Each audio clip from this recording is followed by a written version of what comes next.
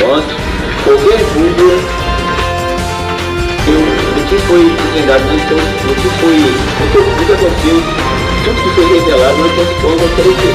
Porém, nós não vamos dar acesso aos autos, a nenhum laudo. Sejam todos bem-vindos ao programa Ronda, um pouquinho antes do nosso horário habitual e hoje exclusivamente nesta quarta-feira, antes das 11h30, porque nós temos uma informação excepcional. Nós vamos chamar imagens agora da Grande Vitória. Está acontecendo neste momento uma entrevista coletiva da Cúpula da Segurança e da Força Tarefa que cuida do caso do pastor Jorge. Serão dadas informações desse caso exatamente hoje. Quero cumprimentar a nossa produção, tudo bem? Nós já temos imagem, a coletiva já começou. Imagens direto da Grande Vitória. Vamos lá. Acompanhado de perto. Aos peritos, aos bombeiros, que desde o início estiveram ao nosso lado e desde o início tiveram um diálogo aberto, com integração, transmitindo as impressões, as experiências periciais, técnicas, científicas, que nos davam, aquele momento, segurança de cada passo a ser tomado. O que indagar de cada testemunha, ou mesmo do investigado. Queria agradecer também ao Ministério Público, que desde o início acompanhou as investigações, esteve ao nosso lado, como de praxe, e o Poder Judiciário, que em nenhum momento se recusou ou protelou qualquer decisão que nós buscássemos. Tudo isso nos leva a apresentar o resultado hoje. Não há uma figura isolada na Polícia Civil, na Secretaria de Segurança, a apresentar esse trabalho. Há um grupo trabalhando em conjunto, bem preparado e apto a dar a resposta que todos queriam saber. Bom, feita essa introdução,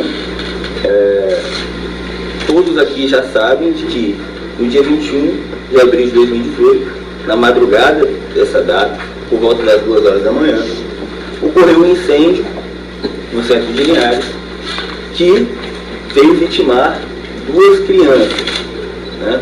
Uma de 3, é o Joaquim, e uma de 6, o Cauã. Tão logo ocorreu o incêndio, os bombeiros foram acionados para combater o incêndio, foi o primeiro órgão, né, componente da Secretaria de Segurança a ter contato com o local. E uma vez cessado o incêndio, a nossa perícia da Polícia Civil foi acionada, tendo em vista que haviam 2 corpos, né, das 2 crianças lá. E o local já foi inicialmente periciado. Inicialmente, todos nós, né, acreditávamos de que poderia ter sido acidental, né? Essa foi a primeira impressão isolada do fato. Até porque é difícil a qualquer de nós acreditarmos de plano em tamanha crueldade e desprezo contra o humano. Porém, já no início das diligências, especialmente quando se teve o primeiro contato com o investigado, já indiciado, Jorge Evaldo, notou-se que a versão apresentada por ele continha inúmeras incongruências com o incêndio, conforme as impressões preliminares do Corpo de Bombeiro e nossa perícia, bem como relatos testemunhais nos forneciam esses subsídios. Ou seja, a versão apresentada pelo investigado era incompatível com o que nós visualizávamos e com a experiência de local de crime, de local de incêndio. Não bastasse isso, atrelado a isso, as lesões apresentadas pelo investigado também eram flagrantemente incompatíveis com o cenário presenciado, de um incêndio intenso, volumoso, rápido. Fatores estes que começaram a surgir, começaram a exteriorizar a suspeita de que não tivesse sido acidental, e sim criminoso. Até então não sabíamos ao certo como esse crime teria se desenvolvido. Nesse momento, nós entendemos necessário, a Polícia Civil entendeu necessário a formação da Força Tarefa entre os delegados de Linhares porque inicialmente a ocorrência do incêndio tinha sido distribuído para a Delegacia de Infrações Penais outras, sob a presença do Dr. Rômulo, que conclui o inquérito com o presidente.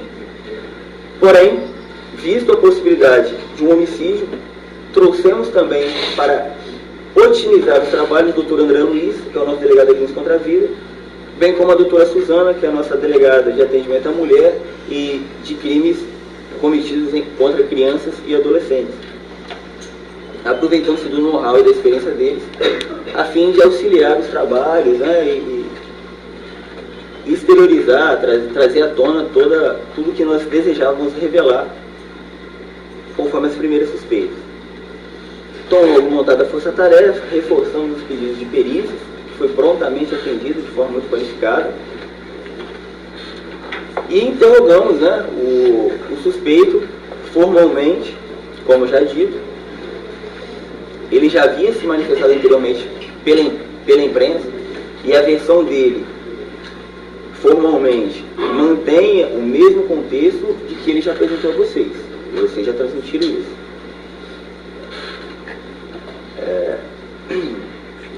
Cerca de 6 dias após o incêndio, nós solicitamos, quando já tínhamos constatado essas incongruências do depoimento, solicitamos então a perícia para análise de vestígios de sangue, né, o luminol ou o Blue Star.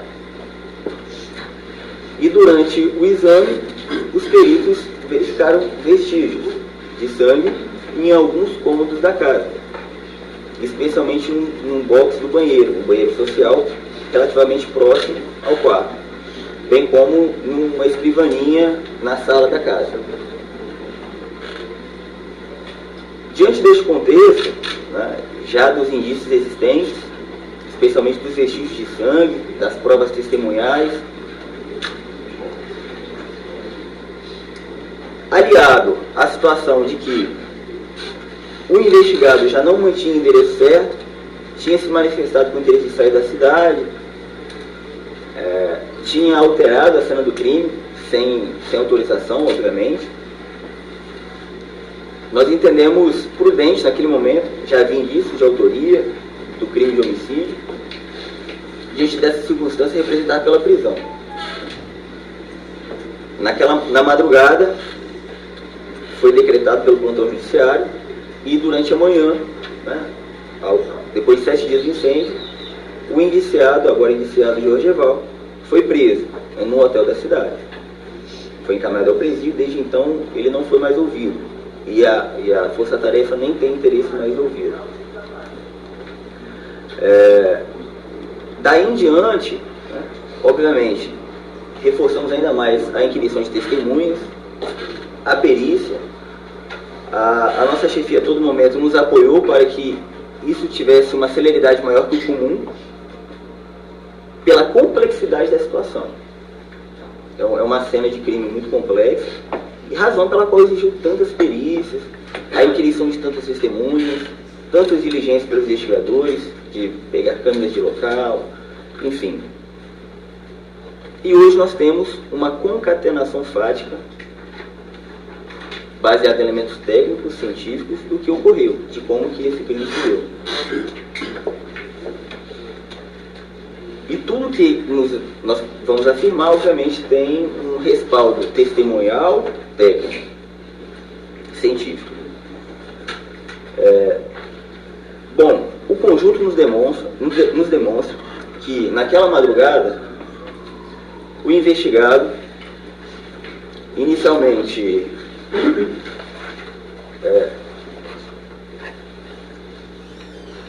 molestou as duas crianças, tanto o filho biológico Joaquim, quanto o seu enteado Cauã, mantendo um ato libidinoso consistente em coito anal. Isso é demonstrado tecnicamente pelo encontro de uma substância denominada PSA, que é contida no sêmen humano. Posteriormente, os peritos vão dar alguns detalhes, caso vocês desejem. Essa substância foi encontrada no orifício anal das duas crianças, das duas vítimas.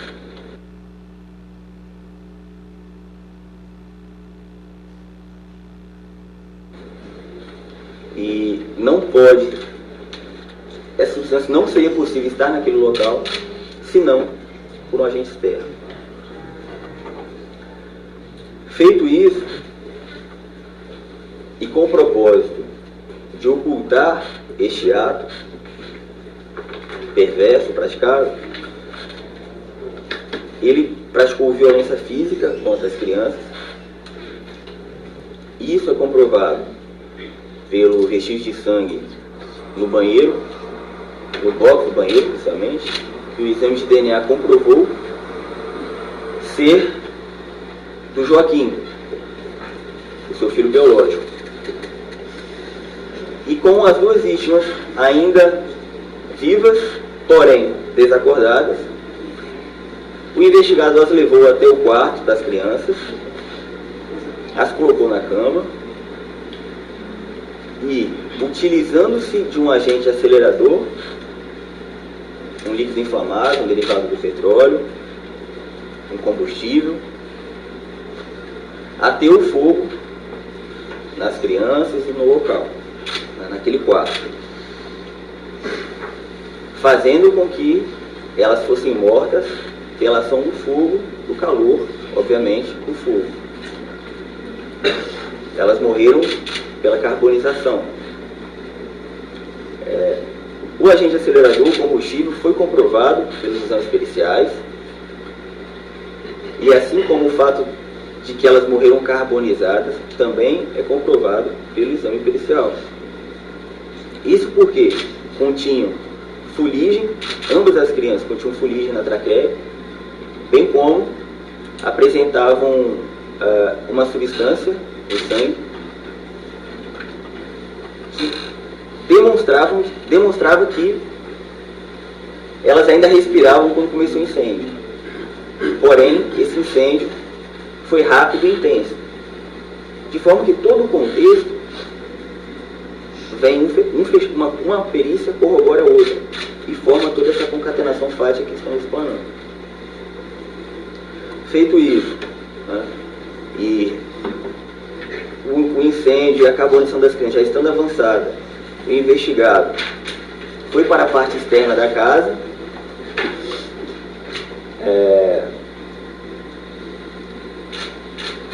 e sem que abrisse o portão, ficou andando de um lado para o outro até que transeuntes, né, populares, vizinhos, vissem aquele cenário, parassem e, por conta própria, prestassem auxílio, né, arrombando o portão, acionando os bombeiros para combate ao incêndio. Porém, quando esses populares chegaram, já não havia mais condições de oferecer qualquer ajuda às crianças. Não bastasse esse ato aterrorizante, retratado, posteriormente a isso, todos nós presenciamos que o investigado buscou se promover, né, publicamente, tentando passar uma personalidade muito ao inverso do que sua conduta demonstrou. Eu acho que é isso. Secretário-chefe de polícia. Ok. Era o que todos precisavam saber e tudo que nós conseguimos revelar. Doutor André, muito obrigado pela explanação. Nós vamos passar a palavra agora ao perito criminal, doutor Fabrício, para que ele faça a sua explanação. Bom dia a todos. O doutor André já mencionou os principais pontos aí encontrados pela perícia. Eu posso dizer, o que já foi dito aqui também é um caso que certamente vai ficar marcado na história do nosso Estado, pela crueldade, tudo que já foi mencionado. E para a perícia foi um desafio particular. A perícia trabalha com a materialização de fatos concretos de coletas que tenham sido feitas no local, ou nas vítimas, ou nos acusados. E dada a destruição do local, é fácil de imaginar que esse já se torna um trabalho mais difícil de ser realizado. De forma que a perícia atuou de forma concatenada, onde mais de 25 peritos atuaram diretamente no caso, peritos de 3 departamentos diferentes, trabalhando aí ao longo desses 30 dias, de forma muito intensa, tentando buscar a materialização de diversas suspeitas que poderiam ocorrer, né? Os peritos do Departamento de Criminalística, os peritos que foram ao local, fizeram algumas coletas de materiais suspeitos, foi onde se determinou a presença de sangue no box da casa, sangue esse que foi levado ao laboratório de DNA criminal, tendo sido posteriormente identificado como sendo do Joaquim, vítima de 3 anos, e várias amostras tendo sido encaminhadas para os diversos laboratórios da Polícia Civil, laboratório de toxicologia, laboratório de química forense, laboratório de DNA criminal. Esses laboratórios realizaram mais, esses laboratórios e esses departamentos realizaram mais de 20 perícias. Foi um trabalho bastante extenso. Eu vou sumarizar os principais deles aqui. O laboratório de toxicologia iniciou um trabalho para verificar se essas vítimas poderiam ter sido dopadas, sedadas, né? Visto que elas não tiveram nenhuma reação ao incêndio que se formou. Não foi encontrado nenhum tipo de droga ilícita, nenhum medicamento que provocasse sedação, né? E as investigações continuaram. Pesquisamos substâncias que aparecem em vítimas de incêndio. São elas a carboxiemoglobina e o cianeto, presentes em vítimas que inalam fumaça proveniente de incêndio. Essas substâncias foram encontradas no sangue das 2 crianças, porém em níveis insuficientes para causar a morte das mesmas. Então, a fumaça não foi a responsável pela morte dessas crianças. Não foram níveis nem suficientes para causar inconsciência das mesmas. E elas não reagiram a esse incêndio, tendo sido encontrados os corpos das mesmas no local onde ficava a cama, né? Essa é uma suspeita, um indício já que contribuiu muito para a investigação da força-tarefa. E, finalmente, foi pesquisado a hipótese de abuso sexual, através da utilização de uma técnica que procura uma substância, uma proteína, que faz parte do sêmen humano, exclusivamente do sêmen humano. Essa substância se chama PSA, é produzida pela próstata e foi encontrada na cavidade anal, em amostras coletadas da cavidade anal de ambas as crianças. O laboratório de DNA criminal, além da identificação do sangue do box como sendo de Joaquim, trabalhou também inicialmente para a identificação dos corpos das crianças que estavam irreconhecíveis. Não era possível identificar qual dos corpos pertencia a que criança. Por último, o laboratório de química forense realizou análise para pesquisa de agentes acelerantes, combustíveis, em amostras coletadas pela perícia do Corpo de Bombeiros e até em algumas outras amostras dos corpos das crianças, né? Essa análise identificou positividade para substâncias inflamáveis, classificadas como derivadas do petróleo, em 2 dessas amostras, indicando que sim, foi feito o uso de algum agente acelerante, leia-se algum tipo de combustível, uma substância inflamável, no local, o que também vai ao encontro dos achados no local, da tamanha destruição que foi encontrada no local. Então, como o doutor André relatou, os fatos e as perícias foram se encaixando por si só. E eu acho que o Tenente Coronel Ferrari vai fazer a fala dele ainda, corroborando ainda mais esses achados. É isso de nossa parte. Obrigado, doutor Fabrício. Vamos passar agora a palavra ao Tenente Coronel Ferrari, que é o perito de incêndio do Corpo de Bombeiros. Bom, nós fomos ao local ainda na madrugada do dia 21, considerando o seu incêndio com 2 vítimas, então já seria de praxe a investigação desse incêndio para saber como começou, como se desenvolveu, até para feedback do nosso sistema de prevenção e combate. Durante a nossa investigação, no primeiro contato que nós tivemos com o senhor Jorge Val, já nos apresentando a versão dele, que foi na segunda-feira, dia 23, a versão dele já se mostrou muito incompatível com os dados recolhidos do incêndio. Isso já nos alertou para a possibilidade do incêndio não ter sido acidental. E, de qualquer forma, a possibilidade de ação pessoal a gente precisaria investigar, porque a gente não pode descartar a hipótese simplesmente achando, né? O incêndio é complicado, porque ele é algo que a gente precisa investigar, mas ele, quando ele acontece, ele destrói as próprias evidências. E esse caso ganhou complexidade pela dificuldade do incêndio em si e por essa repercussão toda que foi acontecendo por conta dele.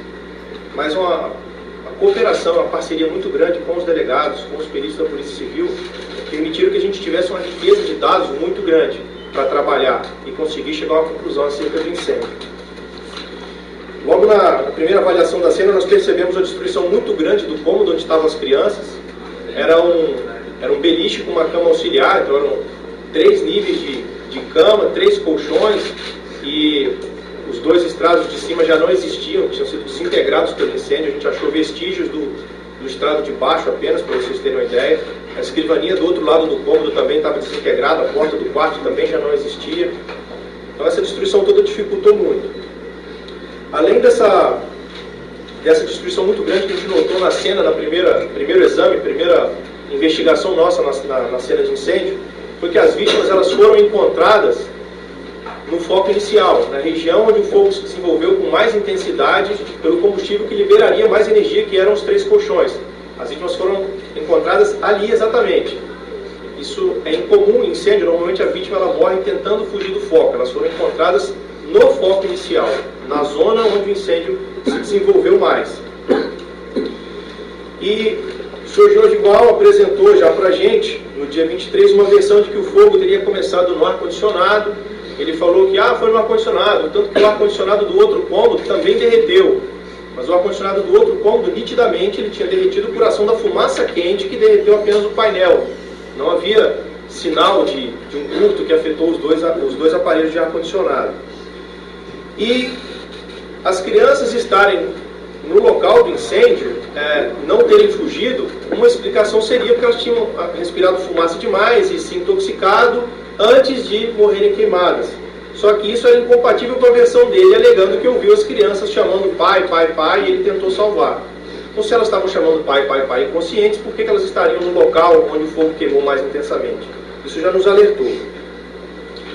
Bom, o desenvolvimento normal de um incêndio dentro de um compartimento, ele depende muito da ventilação. E o que nos consta, a versão dele e as evidências que a gente tem, é de que porta e janela do cômodo estavam fechados. O incêndio o fogo é uma reação com o oxigênio.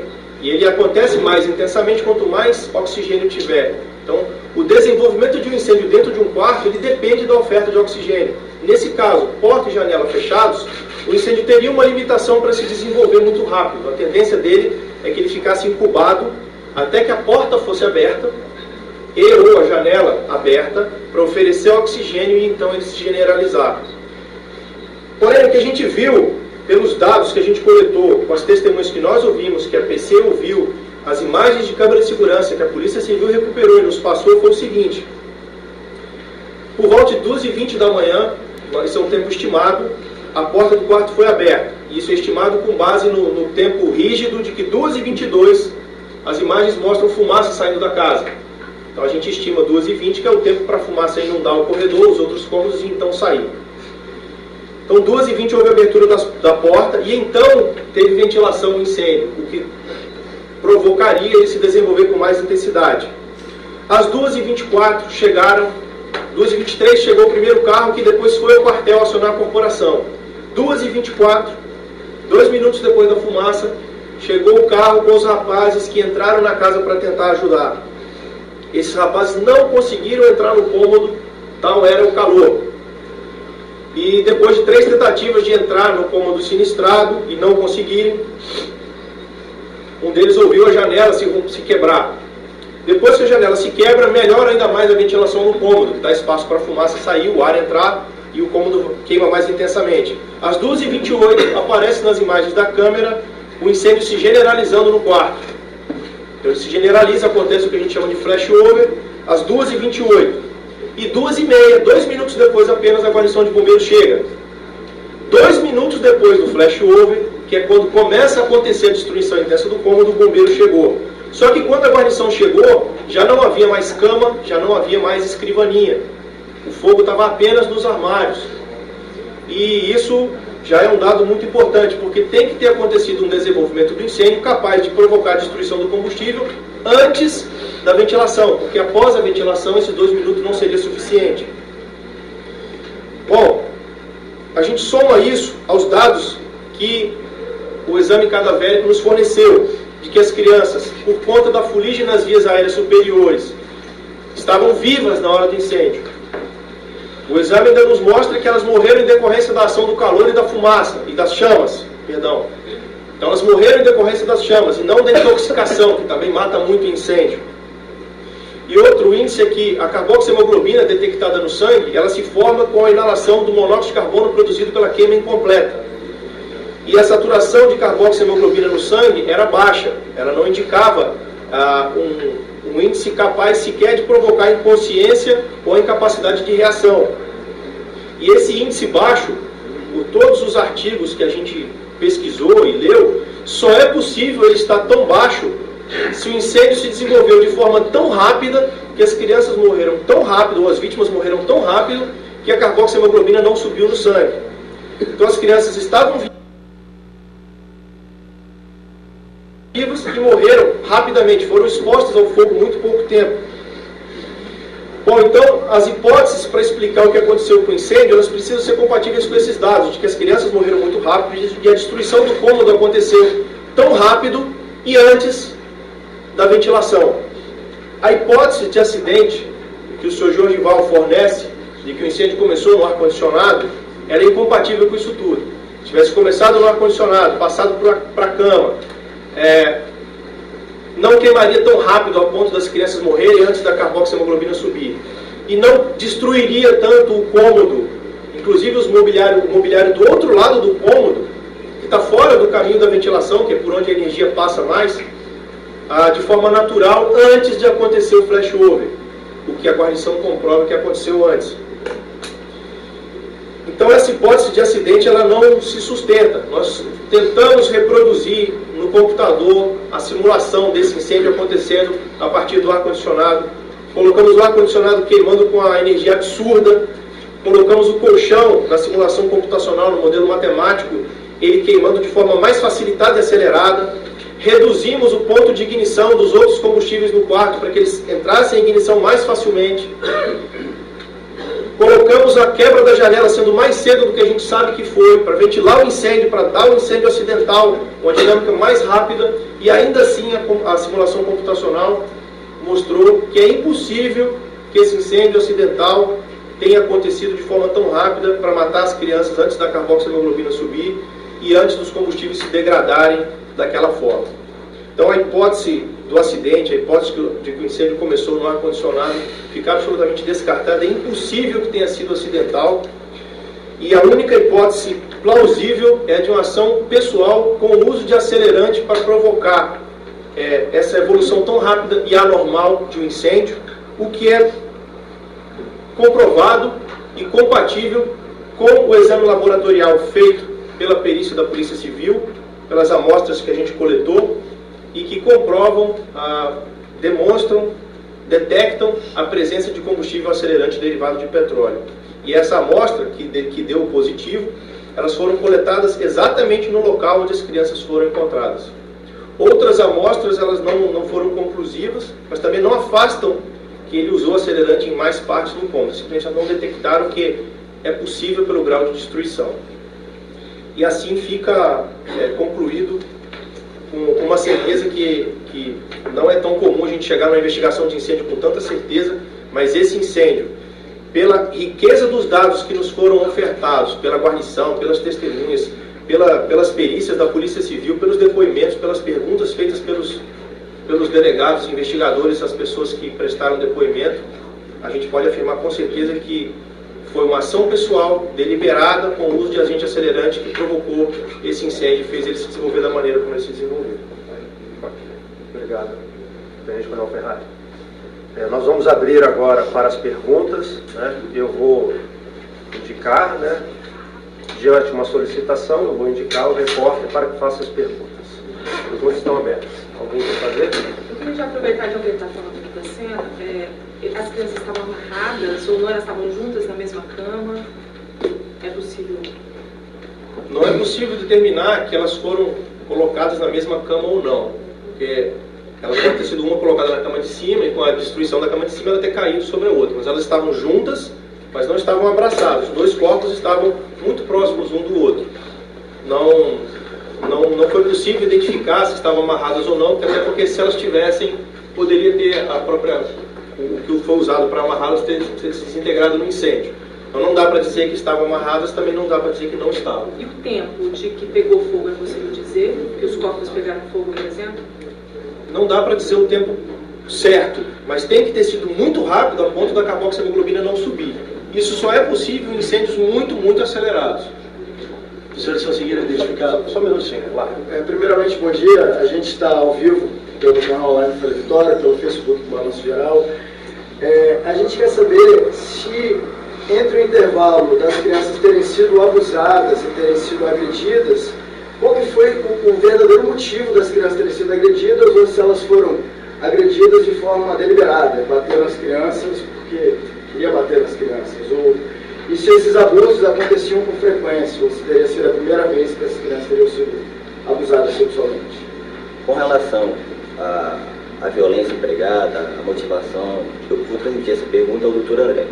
Com relação aos supostos abusos, o doutor André é da Clínica contra a Vida. Com relação aos supostos abusos, eu vou transmitir exclusivamente nessa parte com a doutora Suzana. Então, o doutor André vai falar a primeira parte da sua pergunta, a doutora Suzana vai responder a segunda parte. Em relação às agressões que foram empregadas contra as crianças, o conjunto de todos os elementos disponíveis sinalizam que essas agressões foram empregadas com o propósito de desacordar as crianças para que não oferecessem resistência em razão da metodologia que eles iriam utilizar para ocultar o abuso que acabaram de praticar com as crianças. Então já vale dizer, não posso dizer que ela estava premeditada, mas conforme a evolução do comportamento criminoso dele, ele foi elegendo metodologias voltadas a ocultar aquilo que praticou. Vale dizer, ele abusou das crianças, depois as agrediu desacordando-as e atirou fogo nas vítimas utilizando de um agente acelerador com o propósito de ocultar o abuso que praticou contra as vítimas. Em relação a eventuais abusos antecedentes, o trabalho continua. Nesse momento, nós não dispomos de elementos, inclusive esperamos que possam surgir testemunhas após o esclarecimento dos fatos que eventualmente estavam com algum receio, inclusive do passado do investigado, que possam esclarecer. Então, o trabalho continua nesse sentido. No entanto, a experiência nos demonstra que autores de crimes contra a dignidade sexual de criança, sobretudo no âmbito familiar, não praticam condutas isoladas. Ok, nosso amigo aqui. Portanto, Marcelo Rosa, bom dia, da Rede Vitória. Gostaria de saber se os senhores conseguiram, por meio da perícia, né, sobretudo do Corpo de Bombeiros, identificar o agente acelerante, o combustível que teria sido utilizado. Dada a extensão da destruição do local, isso é comum nesse tipo de caso. O resultado foi mais abrangente um pouco.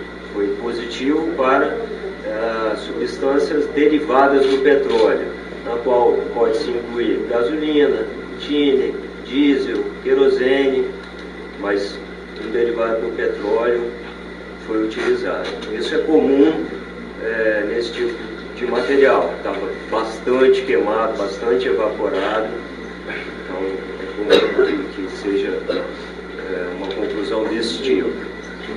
Mas não dá para saber exatamente qual substância? Foi a querosene, foi a gasolina, nós não concluímos dessa forma, nem seria possível fazer. Ok, passou.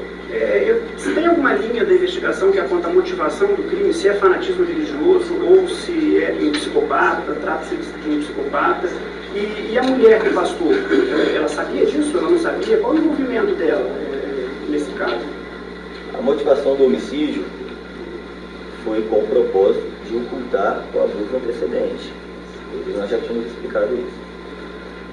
Com relação à mulher, não há na investigação qualquer indício de envolvimento, participação ou conivência dela. Essa senhora. Doutor, sobre a modificação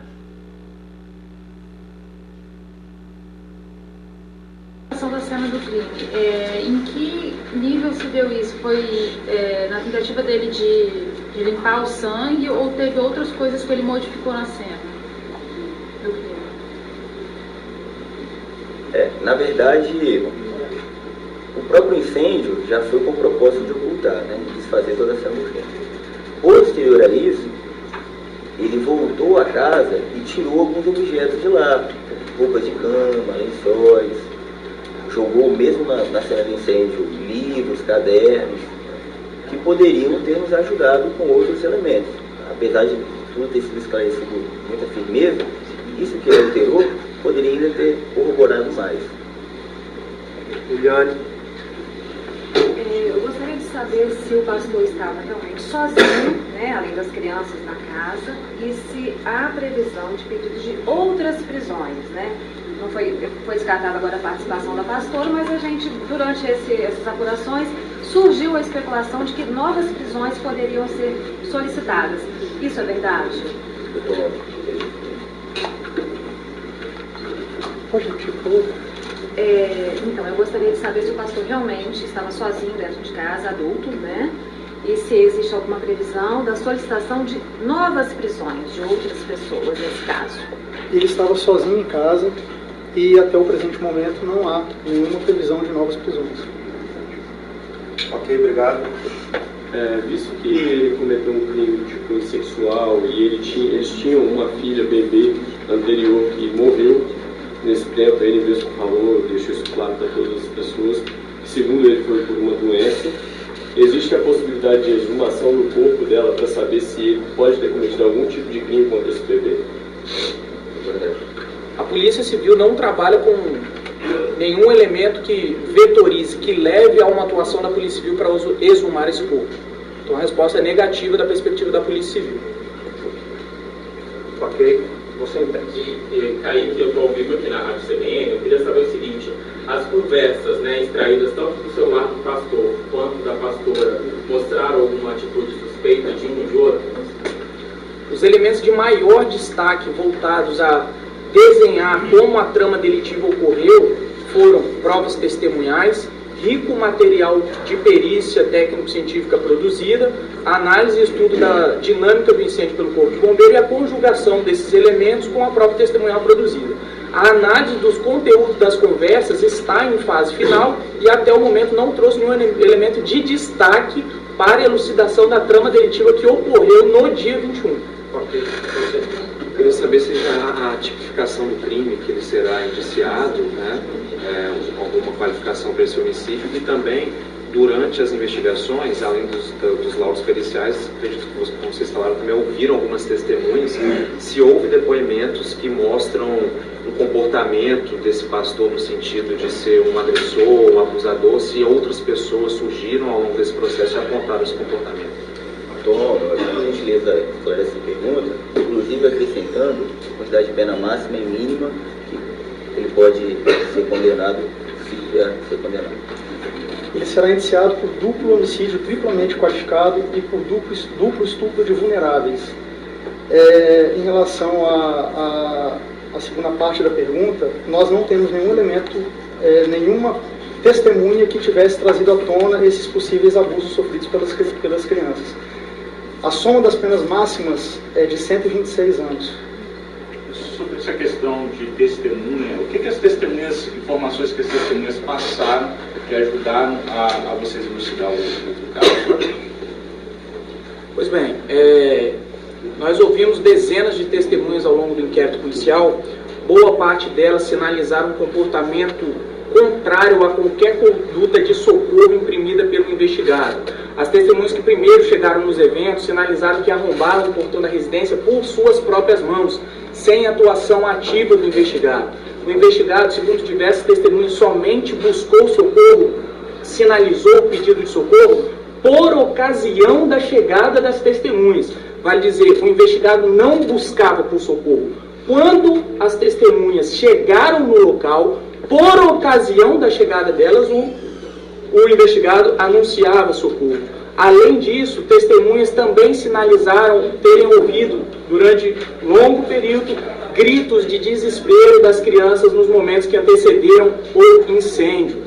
Outras testemunhas trouxeram vários elementos sobre o comportamento do investigado ao longo dos episódios, logo depois das chamas, o comportamento dele anunciado quando da chegada do exame de lesões corporais, etc. Então, mais de dezena de relatos corroboram o comportamento que leva à conjugação dessas conclusões. Ouviram crianças chorando? Ouviram? Uma testemunha ouviu o choro das crianças. Dá para dimensionar o tempo? Se foi na agressão? Foi na agressão. A linha de atuação informa que esses gritos, essas manifestações de socorro ocorreram enquanto elas eram agredidas pelo investigado. Secretário, noticiou bastante também a questão de que após o crime, após o incêndio, um laudo que teria saído do hospital, de que o iniciado estava com os pés queimados. A Polícia Civil também conseguiu identificar aí que momento que ele teria simulado essas queimaduras nele mesmo, ou alguma coisa nesse sentido? O investigado, logo de início, como o Dr. Jarita anunciou, logo depois dos fatos, ele apresentou lesões corporais ou ausência de lesões corporais completamente incompatíveis com o cenário que ele descreveu, de combate ao fogo, de enfrentamento do cenário que ele descreveu. A análise específica sobre as pequenas lesões corporais que ele tem nas plantas dos pés será sepultada em definitivo com laudo preliminar daqui a poucos dias. Complementar, perdão. Doutor, só para entender também a reação dele nisso tudo. Ele foi confrontado, porque nós vimos que várias vezes ele voltou lá, né? Como que ele agiu o tempo todo e como que ele reagiu a esse confronto diante de provas? Ele confessou em algum momento? Não, ele não confessou e a todo momento ele se demonstrou uma pessoa sem sentimentos. Ele não aceitou a prisão, ele tentou se demonstrar indignado, mas em nenhum momento a gente notou por parte dele um sentimento de perda, de emoção. Ok, você aqui, ó. Boa tarde, bom dia. A primeira questão é se a esposa dele já está ciente dessas apurações da polícia, que houve violência sexual, e se ela ainda deve ser ouvida nos próximos dias, se ela ainda vai ser investigada ou vai ser chamada em algum momento. Ela não tem conhecimento, né? Na verdade, como eu disse, as investigações eram mantidas em completo sigilo até ontem à noite. Nós relativamos o sigilo somente para fazer essa divulgação do que foi produzido. E a outra pergunta? Se ela ainda vai ser ouvida novamente ou... Não tem previsão para isso, porém não descartamos essa possibilidade. Ok, você Doutor, o Jorge, ele veio de São Paulo, era cabeleireiro, fundou uma igreja lá em Linhares. Qual o perfil vocês trazem dessa pessoa? Olha, não cabe a polícia fazer uma análise antecedente, né? Nós nos restringimos ao fato concreto, né, do crime ocorrido em Linhares. Nossas atenções são voltadas àquele fato, àqueles crimes, melhor dizendo. Perfil, calculista... Isso vocês podem concluir pelo cenário retratado. Eu perguntaria, pelo que os senhores concluíram, apuraram, investigaram, o pai, o padrasto das duas crianças, abusa delas, as agride a ponto de desacordá-las, as leva para um quarto onde usa uma substância, um combustível, ateia fogo nessas duas crianças. Pela experiência dos senhores, eu gostaria que os senhores dissessem como é que os senhores avaliam uma situação como essa? Como os senhores classificam uma pessoa como essa? É uma pessoa manifestamente com distanciamento emocional e qualquer ausência de vínculo afetivo com seus familiares. Normalmente já é uma característica de autores de crimes do âmbito familiar. Mas o investigado em específico, ele sobressai a esse perfil. Tanto que a crueldade dele é potencializada sem dúvida.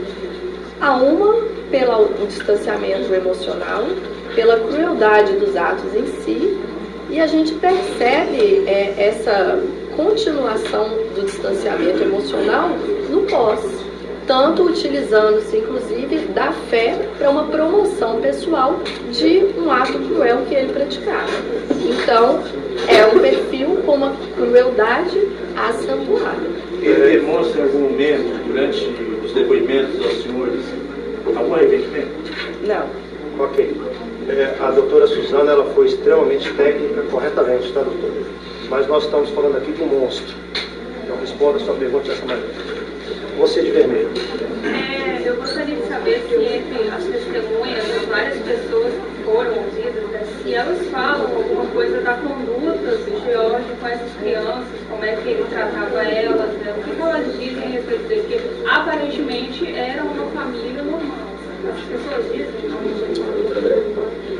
As testemunhas, parte das testemunhas que foram ouvidas, sinalizaram que nunca presenciaram nenhuma irregularidade ou anormalidade no trato do investigado com as crianças. Senhores, nós vamos encerrar a coletiva.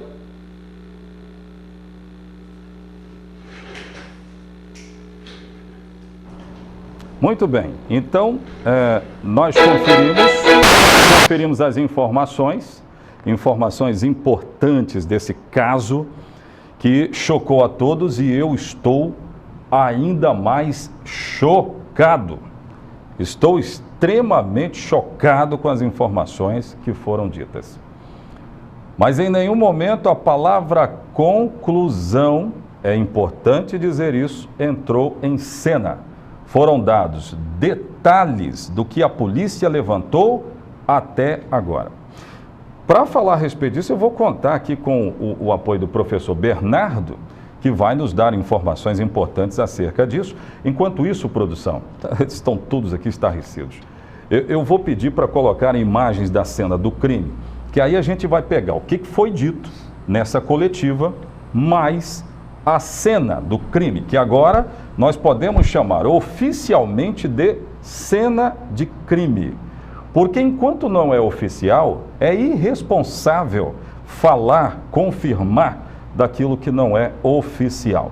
Os delegados falaram, vieram a público, mas deixam claro que todas as informações ainda vão passar pelo crivo da finalização do inquérito. Professor Bernardo, tudo bem? Seja bem-vindo ao Ronda. Tudo bom, Zéias. Agradeço aí o convite. E é importante esse trabalho que o Ronda sempre faz, principalmente numa temática que está tendo uma repercussão social muito negativa. Então a gente precisa realmente levar para a população alguns pontos e esclarecer algumas situações que eu acredito que todo mundo está querendo. O que está dito, né? Eu vou fazer o seguinte, produção, eu vou chamar um bloco de comerciais. Hoje o Ronda vai falar só disso aí. Fique conosco que hoje muitas informações desse caso. Vou chamar um bloco de comerciais, daqui a pouco, o que foi dito nessa coletiva, importantíssimo demais o esclarecimento, porque é uma informação desencontrada, é outra desencontrada. Pronto, os delegados decidiram o seguinte: vamos colocar o que nós levantamos e deixar claro que há investigações em andamento. Nós vamos explicar essa história toda. Daqui a pouco, o Ronda está no ar.